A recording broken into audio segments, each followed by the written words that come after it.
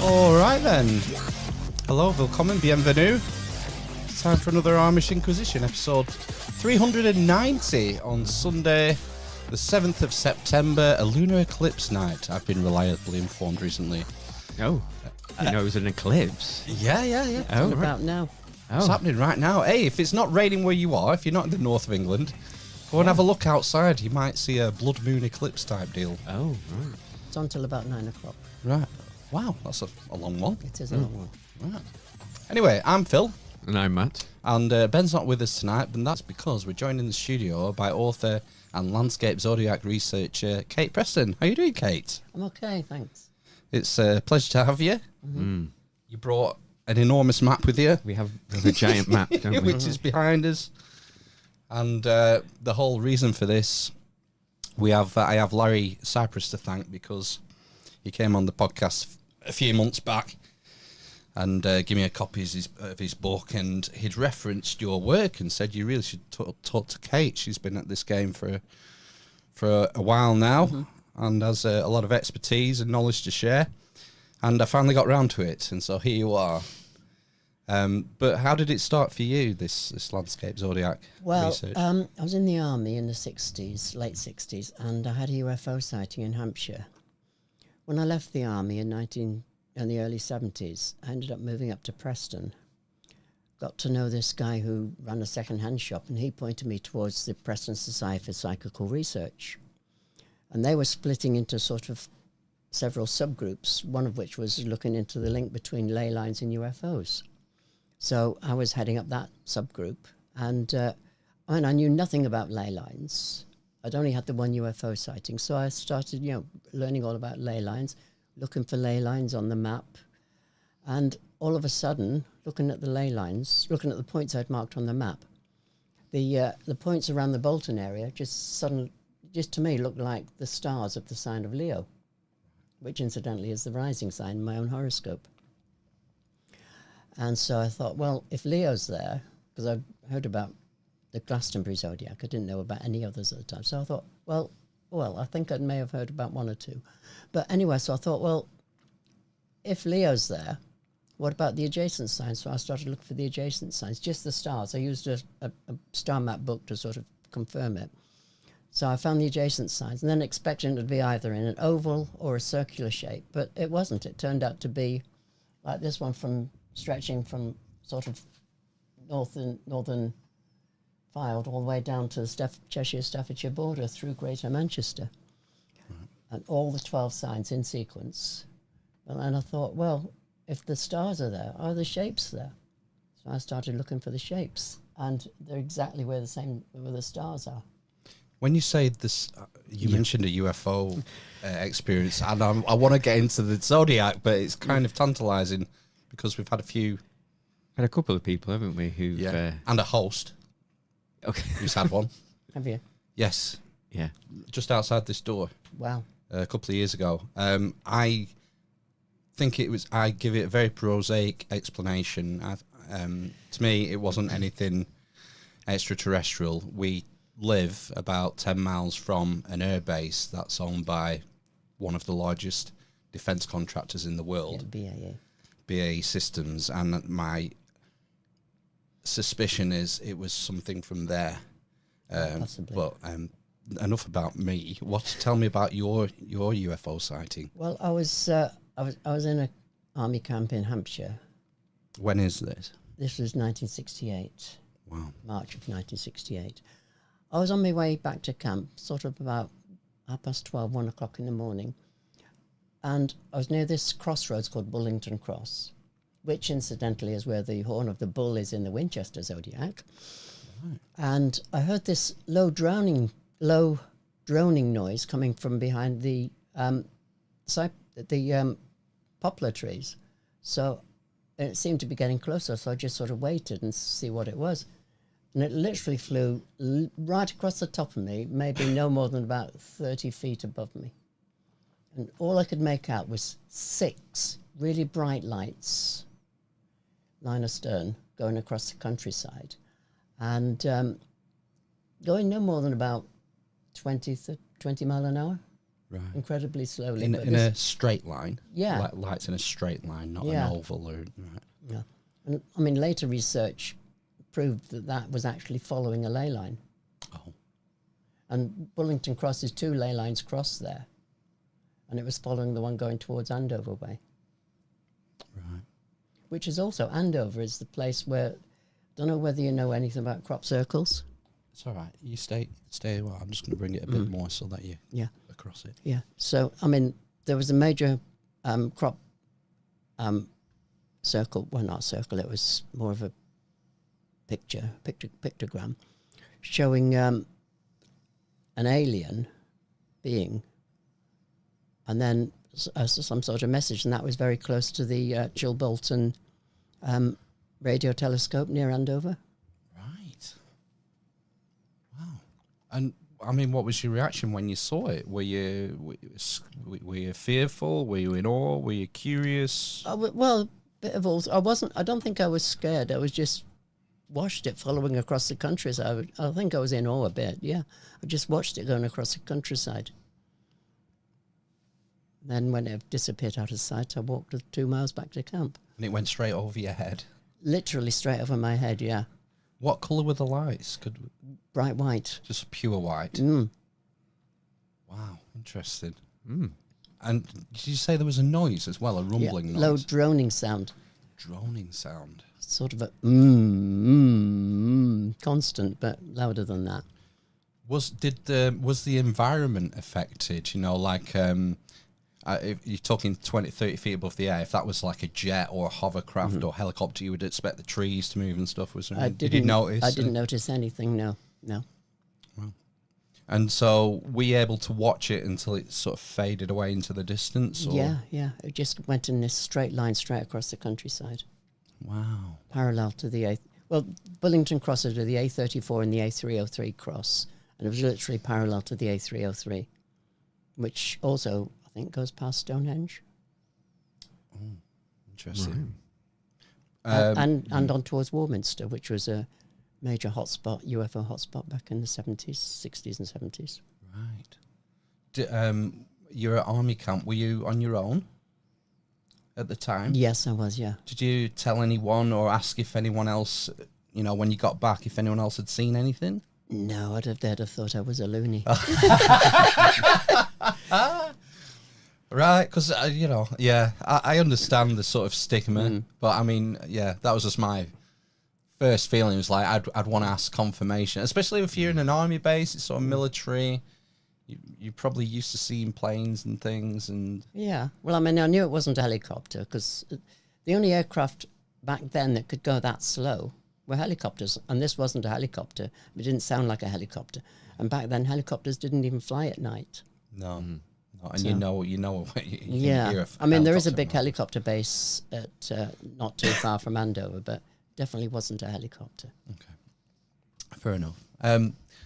Right, so we've answered Helen's question. Yes. I wonder where the UFO was seen. She says she drives past there regularly. Oh, well, Helen lives not far from Stonehenge, doesn't she, I think? Or maybe an hour or two away. In Hampshire, I think she means, does she? Yeah. I don't know. Going back to the Zodiac, you mentioned that you were finding the stars before you looked for the shapes. So Yeah. I don't quite follow. How do you decide that something in the landscape is a reflection of a particular star? Well, like I said, Leo was the first one I found, and the stars there, the points I found, the laid points that I marked on the map, they just, to me, because I mean, I've been interested in astronomy since the age of 10, and so I thought, well, that looks like Leo, so I checked it up on this astronomy book, and it was so accurate. So then I thought, well, I'll look for the rest of the stars of the adjacent signs, and so on until I found them all. And what sort of features are being represented, are representing the stars? Are they universal, or is it a mixed bag? Or? There's old churches, sort of ponds in the middle of nowhere, maybe a little island in the middle of a pond, ancient crossroads, ancient mounds, tumuli, that sort of thing. Any sort of Neolithic, Stone Age, Yeah, cairns? standing stones, cairns, all sorts of those are regarded as lay points. Right. And you mentioned churches. It's probably worth highlighting that where churches are built, it's often for a reason that, going back thousands of years, these particular sites of... I always bring it up, but there's Rudston Monolith in Yorkshire, which is the largest standing stone in the UK, which I went to a couple of years ago. Yeah. And when you get there, on the top of the hill, you've got an old church, the Rudston Monolith, and a Roman casket in the graveyard. So it's been... Yeah. Well, the Rudston Monolith, I think it's about 25 feet above ground and about the same amount below ground. Is it? I never knew that. Yeah. It's massive. That's terrifying. So I think it's the largest standing stone in Britain. It is. I'm sure it is, yeah. There's some menhirs, isn't there, in Normandy that probably beat it. There's the... what are those stones? I've forgotten what they're called now. There's a load of stones in France. Yeah. But I would say the Rudston one is about as wide as your wingspan. Right. And it's maybe couple of feet deep, and then, like you say, about 25 feet. It's 25 feet high and 25 feet deep. Wow. So they must have excavated it then, do you think? Or have they done some sort of radar? I think they've done it with GPR, ground penetrating radar, I think, more than anything. Well, that blew my mind when I found out about the Easter Island heads. Yeah. They're not just heads. No, the bodies as well. Yeah. But that's some... you would have to... You'd be totally guesstimating, but that's got to weigh tens of tons. Definitely. 50 tons maybe, at least, if it's 50 feet long. You just wonder how on earth they managed to cut them and move them, don't you? We're assuming that, you take the sort of mainstream historical narrative that it was Neolithic people who put it there. It's the same with the stones from Stonehenge. Some of those were supposedly brought from Preseli. Yeah, which is another landscape zodiac area we were saying before, wasn't it? Well, there's two in South Wales, and there's one in North Wales that I know of, but I don't know any details about it. One of the things I noticed, I don't know if this was in Larry's book, but we're in north of Preston now. Are we in the Taurus? Yeah, this is Taurus, which I was living in Preston when I discovered it, and Taurus is the sun sign in my personal zodiac. And Leo, which was the first one I found, was the rising sign in my zodiac. So...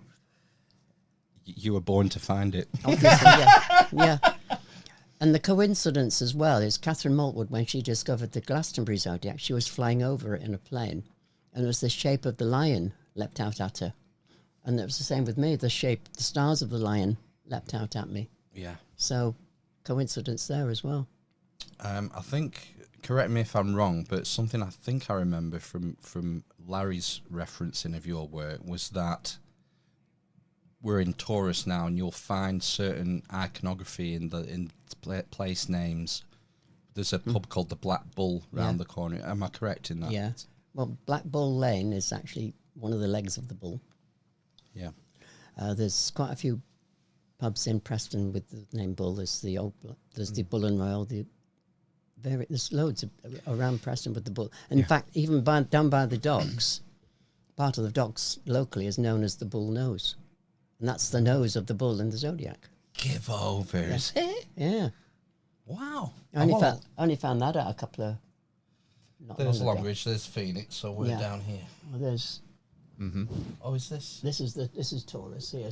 It's upside down because... Yeah. Ah, got you. So that's his head there, is it? That's its ear. The nose is just there is the nose. Right. And there are his hoofs at the top. Yeah. And one of the legs does follow Black Bull Lane. And so, is that an ancient road then, do you think, Black Bull Lane? It must be, yeah. I think it's on the older maps. Was that part of your research, was trying to find sort of the oldest maps you can for these areas to try and... I've got copies of the maps from the 1860s, Ordnance Survey maps. Right. And all these shapes are on there. I mean, obviously, a lot of the shapes... I mean, this map is from the 70s. But a lot of the roads have been moved, changed. So a lot of them don't sort of fit anymore. But They did back then. And I imagine a lot of the features will have been erased when you think about dams and reservoirs. Well, Scorpio down here, Yeah. that's part of that. And Carrington Moss, where there's a big chemical works there, so obviously part of that's been destroyed. Right. Part of the claws of Scorpion have been destroyed. I'm assuming that rivers play a part in the... Yeah, well, the river Wyre goes right through St Michael's on Wyre, and that forms the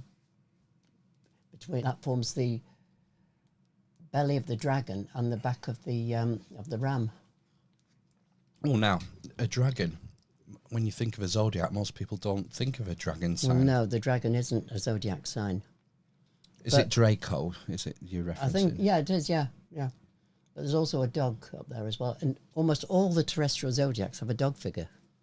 And is that Canis Major constellation? It's got the stars of Canis Major, in fact, including Sirius, which is the church in Churchtown. Near Garstang? Yeah. Wow. So Greenhouse Castle is one of the stars there. Right. I wonder why Canis or the dog didn't make it into the traditional zodiac people. Because the zodiac is the constellations through which the sun passes on its annual journey around. Well, as we orbit around the sun appears to pass through the different signs of the zodiac, and those are the only 12 signs that the sun actually passes through. So Canis Major is a bit south of that, as is Orion. But it must be significant for them to include them in their... Mm-hmm. Well, there's a lot of ancient legends, mainly through ancient North American tribes, Australian Aboriginal tribes and whatever, in Mali, Mali in Africa, I think there's a Dogon tribe that say that their gods came from Sirius B, which wasn't even known about until more recently. That it's a binary. I think it's like a trinary system now. I think it might be, yeah. Yeah. But I mean, I think it was well into the 1400s that they knew about Sirius B, whereas the Dogon tribe knew about it centuries before that. What's the implication of that, do you think? Well, my book is that I think it's the first time ever anybody's ever attempted to suggest who built them and why. And I'm sort of going along with the ancient aliens, ancient astronauts theory from the TV series, and I'm pretty much up to date with that. I think that's possibly they were built by non-human people, or maybe somebody from the stars. Is that because it's your belief that Neolithic, or just say pre this civilization, humans wouldn't have been capable of doing it? Well, I mean, most of these you can only be seen from above. Right. So, I mean, it's only recently, the past century or so, that man's been able to fly. As far as we know. As far as we know, yeah. But, I mean, so I'm more or less suggesting it's prehistory, pre-our history. Are you familiar with the Younger Dryas climate catastrophe? That some people credit it with the start of our civilization in a way, that it's after that event where we find Göbekli Tepe, and then a few thousand years later we see the emergence of writing and whatnot. Do you think these travellers, for lack of a better word, came before that then? Before humans had discovered agriculture? Possibly. But there's also possibility as well. I read a book once suggesting that the dinosaurs didn't completely die out 60 odd million years ago, that some of them survived and they've evolved over the 60 odd million years, 65 million years. And have become a sort of more sentient species, more intelligent species, but they've been forced underground. Right. I mean, more. Yeah, because. I mean, and that would make them native to Earth. Yeah. That's pretty wild. What book was that? Do you remember? Offhand, I can't remember. It'll come to me. It'll come to me eventually. A lot can happen in 65 million years, though, can't Yeah, it? exactly. Exactly, yes. Well, I mean, you know, there's a theory that a lot of fiction is sort of telling us stuff sort of in a roundabout way. Well, there was an episode of Star Trek Voyager where they encountered this race of reptilians way out in the Delta Quadrant, and they had come from Earth. Maybe they're out there now. God, if only Ben was here. Yeah, I know, Ben's yeah. a Star Trek Voyager fan as well. I know, Yeah. I've we were not talking watched about any that of it. before. That's yeah. my favourite one, Voyager. Yeah. I like Deep Space Nine. Yeah. Yeah. Oh, dear. Wow. So, I mean, ancient races from different systems so is Sirius a key sort of target? Well, there's a lot of ancient legends from different ancient tribes suggesting that they came from either the Pleiades, Orion, or Sirius, which are all in the same part of the sky. And I mean, in the galactic terms, they're fairly local to us. Yeah. I mean, we are in the Orion arm of the galaxy, so it's our local neighborhood, really. It's relatively our backyard. Yeah, yeah, definitely, yeah. Cosmic backyard. Mm. Yeah, and like you say, the Pleiades is just such a common, the Seven Sisters. It's called the leg of the bull, I think, in some cultures as well. Don't know. Pleiades. Yeah, it's obviously you get these constellations that are so significant. Mm-hmm. Which is why I put the Pleiades on the front cover of my book. Yeah. And is it true that you can only see 6 of them now? I think so, yeah. I mean, there's a lot more that you can see with the telescope, but of the bright ones, there's only 6 now. Again, that harkens back to how long it's been part of the human psyche, doesn't it? Yeah. You know, that... Well, another point I should point out, talking of the Pleiades, the churches in Leyland mirror the Pleiades. Wow. It's there somewhere. Leyland, it'll be Leyland, just there. Oh, There's gosh. the Pleiades. Wade Hall. Right, yeah. Can see them on the map. Yeah, in the little red circles. Gosh. And of course, Pleiades is part of the Taurus constellation, so it's pretty close to Taurus. Yeah. I suppose that's another point that's kind of unique about yours. You mentioned it briefly before. Most of these zodiac configurations that have been discovered, like the Glastonbury one, they're actually in a wheel, like... Yeah, either a circle or an ellipse. Yeah. This one's totally unique in that it stretches from just straight, more or less, slightly winding across the countryside, crossing a ley line, following a ley line. Why do you think that is? Is that just because of they were stuck with the conditions? Or? Well, another theory I have is several of the zodiacs that I know of seem to appear on a big circle about 96-mile radius. And this zodiac tends to pierce that circle. And it's with the whale and the dragon and the dog, it looks like a sword. So I'm wondering if this is the sword in the stone. In which case, the legend is that whoever pulls the sword from the stone is the true ruler of England. Is that an official claim to the throne? Yeah. Okay.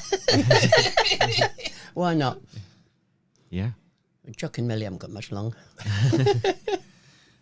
Has anyone... so if you take all the landscape zodiacs that we know about, has anyone zoomed out to see if they make up a constellation? No, I don't think so, no. But I think Larry's friend, Gary Bilcliffe, I think he's done one that's sort of suggesting the whole of the British Isles is one big zodiac. Yes. With Griffiths is the author. It's behind there. I can't grab it now because it's behind the map. Behold Jerusalem is a book. That's the one, yeah. He's passed away now, the author. Yeah, it's intriguing. It's kind of, you wonder how much of this is paranoia, and we as humans, we like to see shapes. We're drawn to pull shapes out of the clouds or out of rock formations. So it's hard to know. How do you know that we're not sort of not imagining it, but that we're seeing things that are there but aren't there? I don't know. All 12 signs in sequence, stars coincident to them. I think it's beyond chance that you know, it's I think it's too much of a coincidence that they're all in, I mean, they're in the correct sequence from Aries all the way down to Pisces. Right. And you have extra signs as well, like the dog. Like the dog, the whale, the phoenix, and the dragon. Oh, now remind me, because we came across the phoenix with Larry, and again, that's not something that springs to mind as a zodiac. No. Well, the phoenix constellation is not even visible from the northern hemisphere. Wow. But they've got the stars there. They've got the right stars in the right place. One of them, I don't know whether you know of a place called Rittenstone near Longridge. Rittenstone? Yeah, there's a stone in a farm, on a lane, Cotton Hall Lane. And it says, Rafe Radcliffe laid this stone, I think 16 something or other, to lay forever. And there's a bit of a story behind that. All right. The farmer decided, I mean, this was several centuries ago, he decided that stone would be good for putting his milk churns on to drain. So it took him 6 horses all day, some injuries, some men, to get it into his farmyard, which was only, 100 yards away. All that night, load of rattling, a load of weird and wonderful noises. So he decided, right, I'm putting it back where it was. One horse, it took him an hour with one horse. Mm. Wow. It was as if it wanted to go back to where it was. Yeah. Rittenstone, I'll have to check that out. It's between sort of Longridge and Ribchester.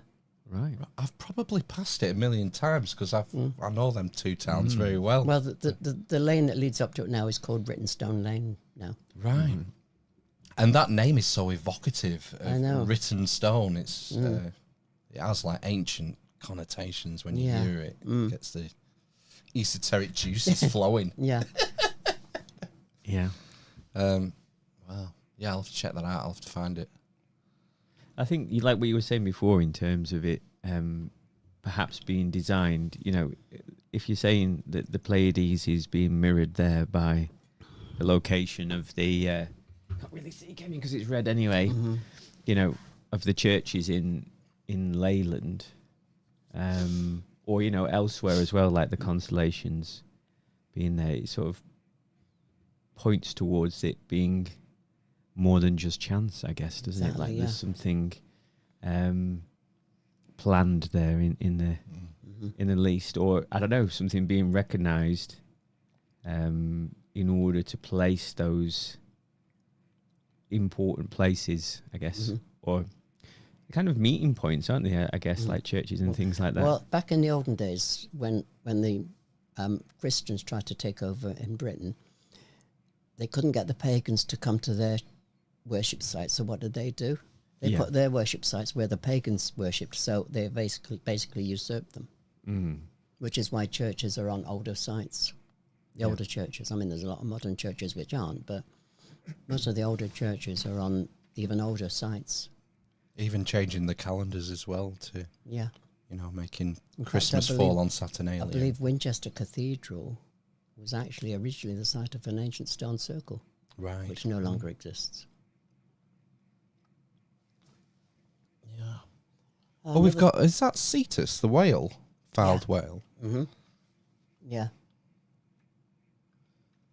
I'm not sure about the mouth because somebody went and built an airport there, so I might have just...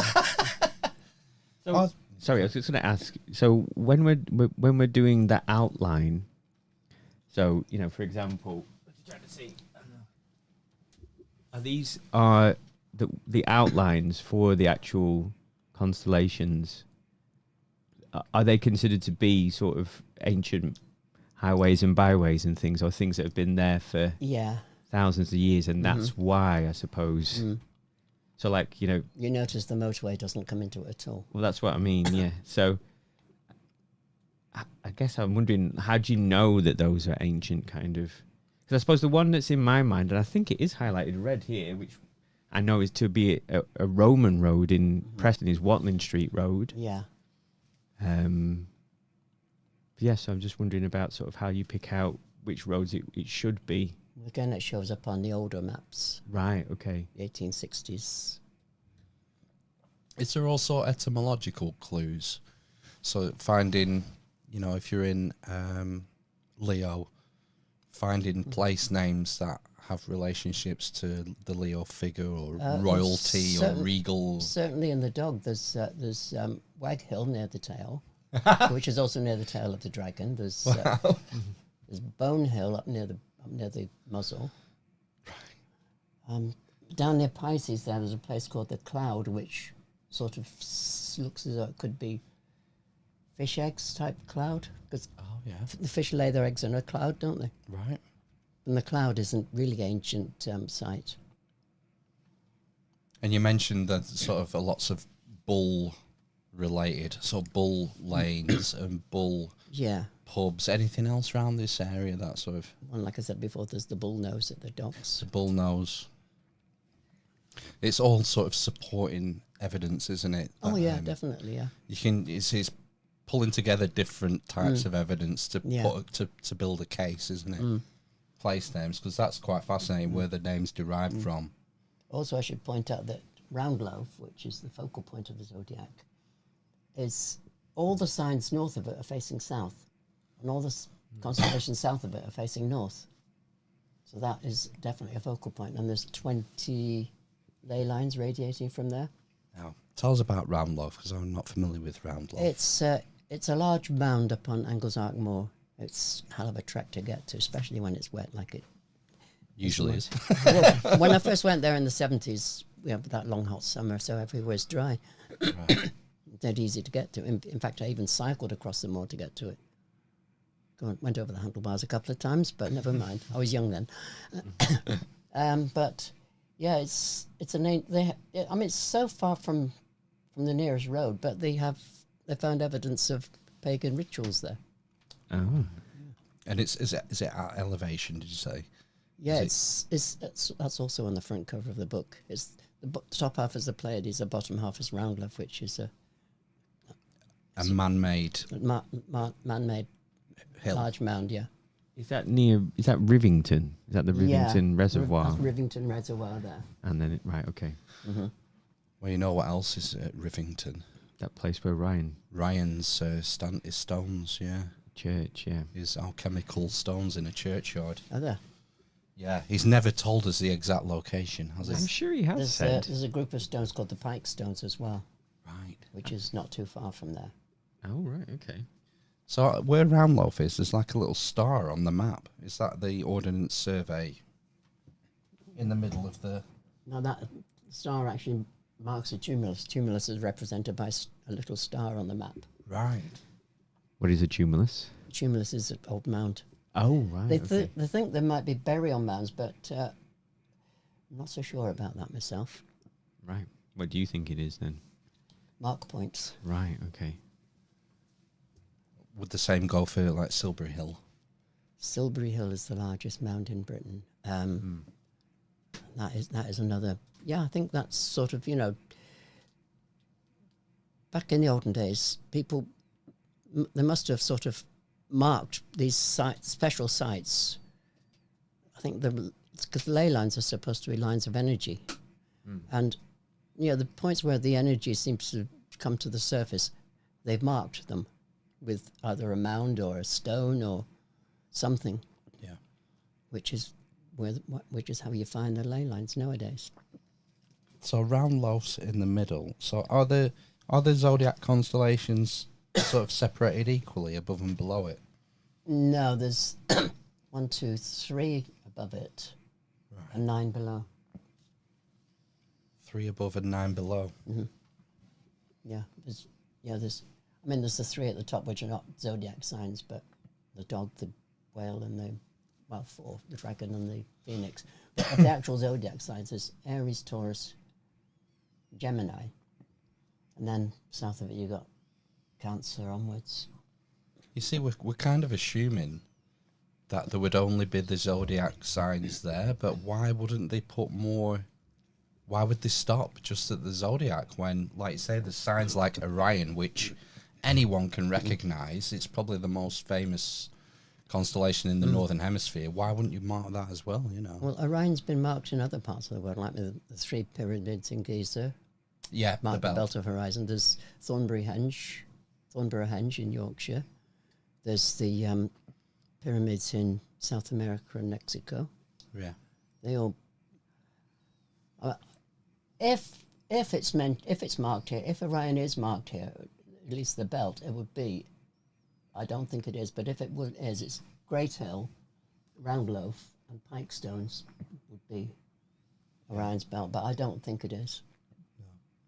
Do you think there is more to find on your zodiac? Or do you think you've exhausted it?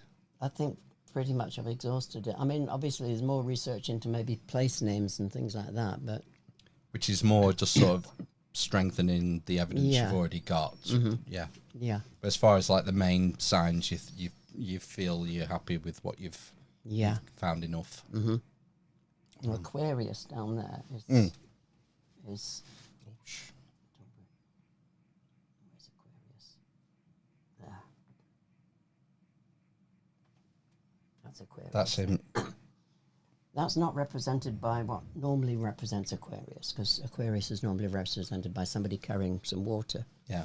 But this is represented by a hare and what looks like a raven or Could it be a dove? no, I think it's more of a raven, I think.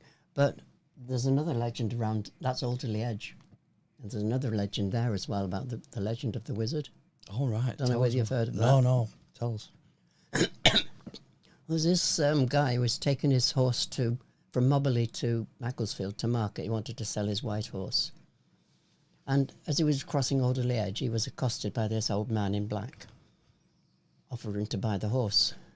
He said, no, I'll get a good price at market. So he carried on his way down to Macclesfield. Was there all day. Didn't sell it at all. So he's trekking back across Alderley Edge.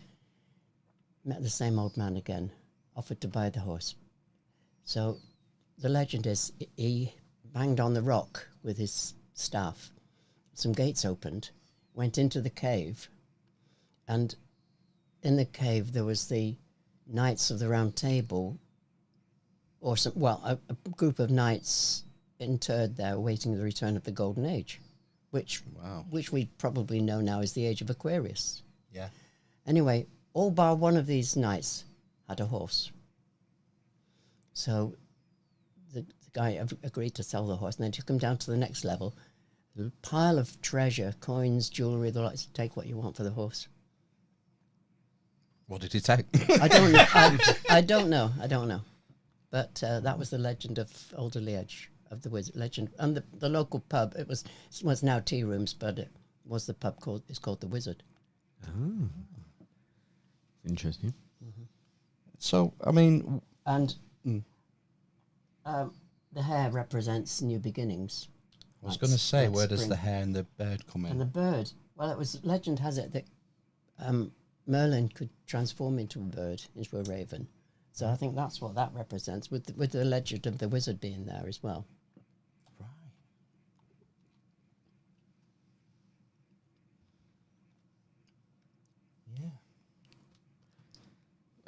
Yeah. I've just noticed one down here in Birkenhead. Mm-hmm. Is this part of... No, I've discovered those two. All I've discovered is the two signs, Scorpio and Virgo. Right. There might be others, but I haven't really got around to looking for them. But I mean, the thing is, there's a big city been built there, so a lot might have been damaged. Yeah. Somebody has gone and built a city. Yeah. And it actually looks like a scorpion, because oftentimes Scorpio's represented by an eagle, isn't it? In some zodiacs, yeah. Some, yeah. Yeah. Well, in most zodiacs,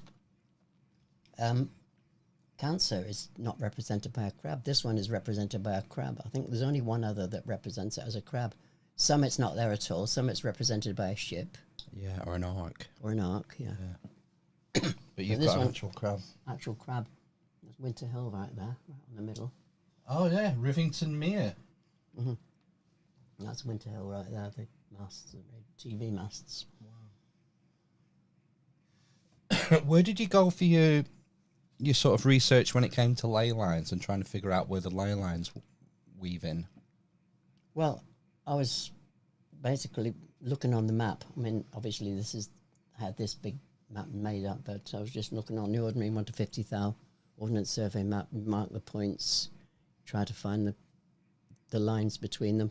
Minimum 4 points, obviously. Well, three could be coincidence. Anything more than 3 is more than coincidence. I mean, you can draw a straight line between any 2 points, but 3, 4 for confirmation and more than that. I mean, there's one ley line from here that goes all the way to Giza. Wow. There's one that goes to an island just off the French coast, which is regarded as the actual edge of the English Channel, or the Lamanche. Is that Saint Michel? Is it Saint Miguel? I'm not sure. It's in the book. There's one called Is it not St. Michael's Mount? No, that's there's St. Michael's Mount in Cornwall. There's one in France. So no, Right. that's a different one. No, All the globalists met up there recently, didn't they? Did In they? Cornwall, yes. Well, They I had a thought- barbecue in COVID, didn't they? That was the thing. Do you remember? Barbecue, Yeah. Oh my gosh, yeah. They were outdoors, weren't they? Oh yeah. Social distance and all that. Yes. I was just looking, so in Taurus, I guess, that I was just thinking the actual, the little circle with the horns, is that just to say it's Taurus, or is that marking something? that's just a symbol for Taurus. Right, okay. That's what I put in all the signs, because up Yeah. there you've got a symbol for Aries, Yeah. a symbol for Can see. Gemini, Cancer, and so on. I just mark the symbols. Right. So did you start this in the 70s then, Yeah. essentially? Yeah. So it's been 50 years. Yeah, this map is that old. I'd like to see this zodiac cross-referenced with the chap who did the straight lines. Oh my gosh, help me, chat. Where's The Irish guy. No, he lives in Normandy, English guy. Oh. Howard Crowhurst. Yeah. Yeah. Because his book's more to do with metrology and finding like the centre points of the British Isle. But I remember using Google Maps. I think he found the northernmost point in the UK and the southernmost point. And if you draw a line, it pretty much cuts through this room. And I was just thinking, I wonder if it cuts right through the middle of the zodiac. Well, it's more up near Abbeystead Way. Is it? Yeah.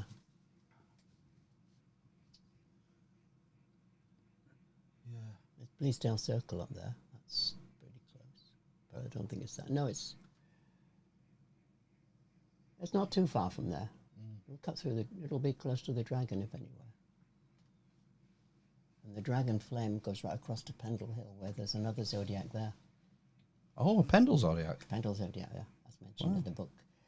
And the nearest point of the Pendle Zodiac is here. I mean, that's how close the Pendle Zodiac comes to mine. But they don't intersect. No, It's they don't intersect.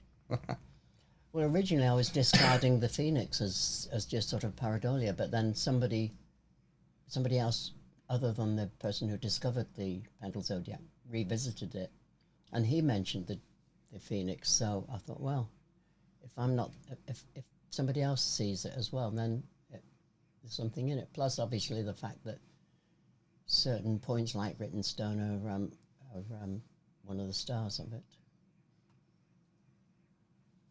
I was thinking before, about the ley lines. Have you tried? Is there any way of confirming them as ley lines? I mean, is there any way of measuring it, or have you tried dowsing? Are you a dowser? I'm not very good at dowsing. I don't think I have the talent for it, but you can go out there and douse them. I mean, experienced dowsers would find the energies. What do you think the purpose of the ley lines is? Do you know? They, I think, are the natural energy lines of the earth, but they put the marks there to sort of to show us modern people where they are.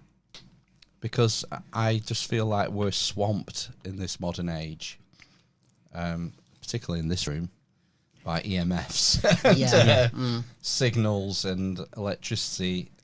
I just wonder, like you said, I don't think I'm particularly sensitive to anything like that. No. I just wonder if maybe 10,000 years ago, when we'd, essentially no unnatural light, we could see, we were more connected to the heavens. We could see every night so much clearly. I mean, these days, you can't see the stars because of artificial light. No. Whereas back then, the only artificial light you had was your campfire. One of my ambitions is to find somewhere where I can really see the Milky Way well. I think the darkest place in England is a forest up in Northumbria. Right. Oh. And I guess it'll only be certain times of the year maybe where you can see it at night, is it? The Milky Way? Yeah, I think so. Yeah, you need to look at a star map to see what's visible when. When it's not cloudy. Well, definitely. And when it's not full moon, it'd be handy as well. Or a blood moon. Yes, eclipse. Indeed. Yeah. The eclipse will be just about over in about 10 minutes. Oh. You know what I mean, though? We're so disconnected, aren't we, in the modern world? Oh, yeah, definitely, yeah. From our surroundings. Mm-hmm. I'm wondering if back in the day it was more common for people to be able to sense these sort of earth energies, or whether it was still sort of the preserve of maybe not priest is the wrong word, priest class or a shaman class. Yeah, or something. well, the shamans were sort of specially trained, weren't they? There were special people in each tribe that were the shamans. So yeah, I think there was a lot of training involved as well. With different chemicals and whatever, ayahuasca, stuff like that. Just got a message saying the computer's out of storage space. Terrible. Okay. I think we'll be all right. Yeah. We'll be all right for 10 minutes. Yeah. Yeah. We should get Maria Wheatley on to do some dowsing. Hook you up together and you can douse some She ley has lines. a copy of my book. Does she? Yeah. Have you met? Yeah, there was this awakening event at Blackpool a couple of years ago. Right. And she was there. I gave her a copy of my book. While we're on that topic, we were talking before about Mysterious Earth Conference, weren't we? You should tell people about that because you're going to be appearing there soon. Yeah, it's 26th of October at the Glendower Hotel in St Anne's. And what are you going to be doing there?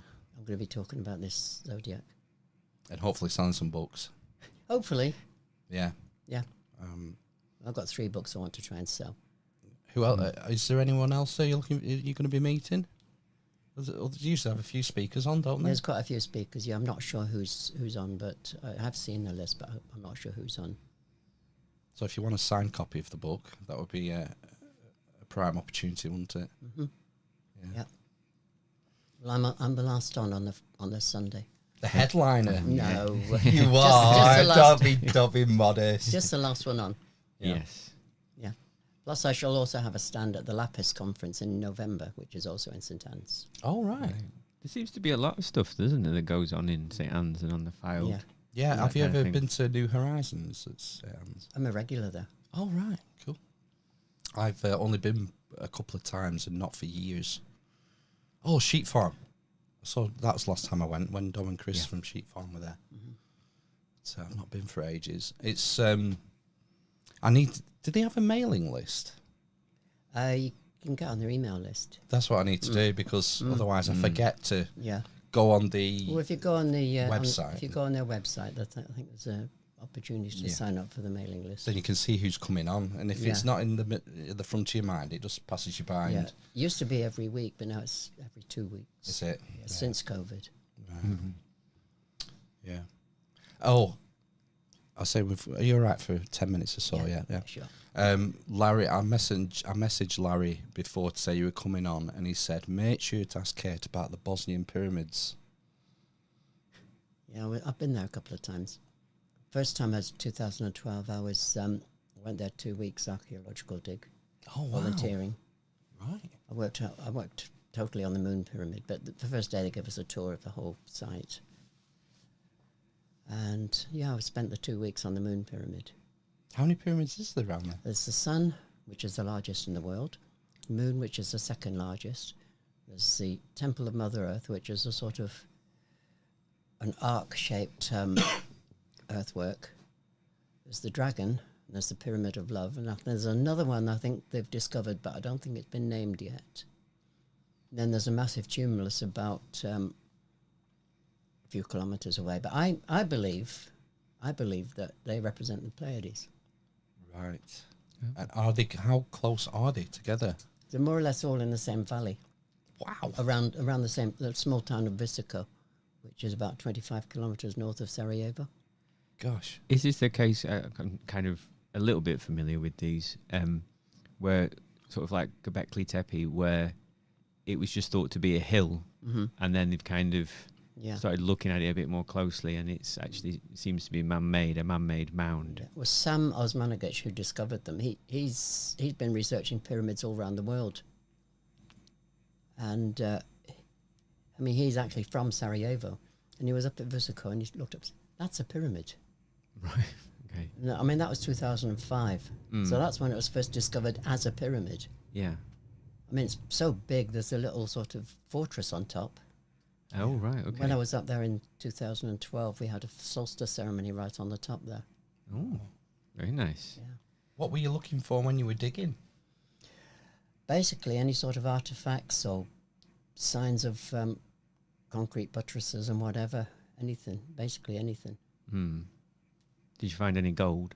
No. I saw a green spider. Did you? Right. And a tiny scorpion. Really? Okay. How does because I don't know anything about the Bosnian pyramids, but as far as like the scale goes, how does like the big one, like the Sun Pyramid, how does that compare to like the pyramids at Giza? It's about 1.5 times the size of the largest one at Giza. Wow. And the Moon one's bigger than the biggest one in Giza as well, so that makes it the second largest. I wonder if there's a conspiracy by the Egyptian Antiquities. head of antiquities to because it would be such a coup, wouldn't it? Giza's been famous for having the biggest pyramid in the world, as far as I can remember. Well, they wouldn't want to let that go. Well, the would they? Giza pyramids are the only remaining ancient wonder of the world, aren't they? The 7 wonders of the world. Giza pyramids are the only ones remaining. But the Bosnian pyramids have been estimated to be about 30,000 years old, whereas the Egyptian pyramids are supposed to be no more than about 6,000 to 8,000. Yeah. Do you know how they're dating it? Well, they found a piece of rock or some artifact buried, and there was a leaf underneath of it. So they've used that because you can't carbon date rock. Yeah. But you can carbon date the around leaf. it.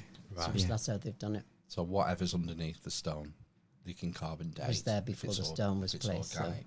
So, yeah. What do we know about? Hang on. So it's not an That's a long earthwork time. then, is it? It's made of basically concrete, which is better quality concrete than we can create today. I didn't realise it was. Yeah, I thought it was like an earth mound kind of No, situation. they're made of concrete, right. but they're covered in earth with Right. trees on top of that. Yeah. I didn't know that. How deep do they have to dig to get to the concrete? Several feet. Right. So does that? What do you think? Are we assuming that it was built and then covered, or that it's naturally been covered? Do you think? I'm not sure. Some say it was purposely covered, but it could be natural. I mean, 30,000 years. Yeah. It's pretty much possible that it could be covered. If you could reach across to my handbag over there, it's on that. It's behind the map. Oh, sorry, it's behind you. I moved it before moved to it. Okay. stand by. Got a picture of the Bosnian pyramid. Oh, here. cool. Yeah. Of the Sun pyramid, anyway. Just for us, not for the viewers. When was it that you went? I was there 2012. I was back in 2000. Oh, wow. That's the Sun pyramid. That's the big one. Mm-hmm. It is very pointy, isn't it, for a hill? Yeah. If you look at the hills around it, they're more sort of gentle slopes rather than curved. Than It's very pointy. Yeah. It's very pointy Yeah. for a hill. That would be my immediate thoughts. Yeah, as a And there's 2 rivers meet there as well. And they think that one of the rivers has been moved.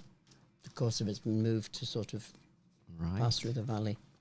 Would there be an implication, because there was rumours that the Nile could have been canalled to serve Giza or serve the building process? Is that maybe what's a potential theory for moving the river, that it was used in the construction process, or did they not need to bother because they had spaceships?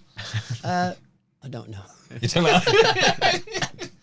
I'm honest enough to say I don't know. right. So we've got at least 2 pyramids. What was the temple you said? Temple. There's Temple of Mother Earth. There's 4. There's Sun Pyramid, Pyramid of Love, Moon Pyramid, the Dragon Pyramid. And then there's another pyramid that they haven't named, which was only discovered, I think, 2 or 3 years ago.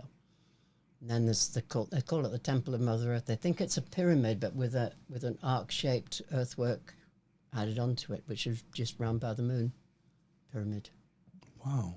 Why would that be? Why would they add an arch on it? Don't know. Maybe to sort of make it look more like the Pleiades, maybe. Right. I'm going to have to get on Google Earth and start looking. I presume you can see these things on Google Earth, can you? With Yeah.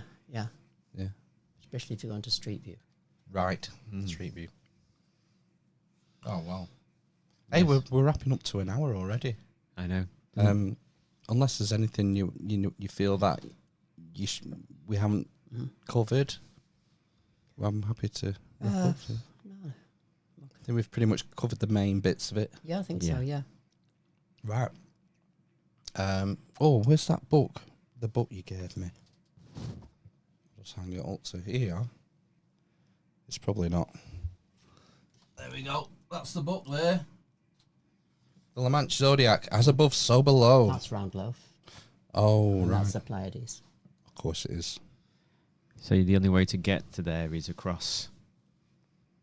There's no path, No roads. no roads. And it's very, very wet. Right. Okay. Super. Yeah. Right. We shall wrap up, I think. Thanks very much for coming and sharing your time with us, Kate. Yes. Thank you for inviting me. Check out the book. Links are in the show notes. Is it better to get it from, is it just Amazon for the hard copy? Or you can get them from me. All right. How would they do that?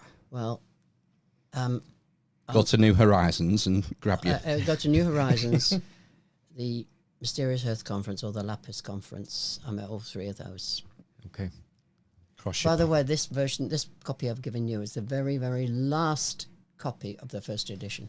Oh, fantastic. Oh, I did see that you've got a new edition out. Yeah, I've added another chapter and a few little bits. Like I mentioned about the bull nose. I didn't know that until after this first edition was published, so I've added that into the second one, and a couple more photographs at Alderley Edge, and a whole chapter by Jenny Randall's. Well, about the UFO Leyland connection, and an article that Jenny Randalls wrote for my magazine way back in the 70s. Right, cool.